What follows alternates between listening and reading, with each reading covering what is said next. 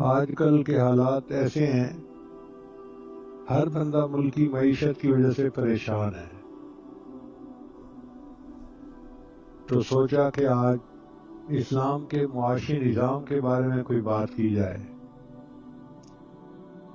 ہر انسان کے لیے رزق کمانا لازم ہے۔ شریعت نے 3 باتوں کا خیال رکھنے کا حکم دیا ہے۔ سب سے پہلی بات کہ نیت ٹھیک ہو۔ مثلا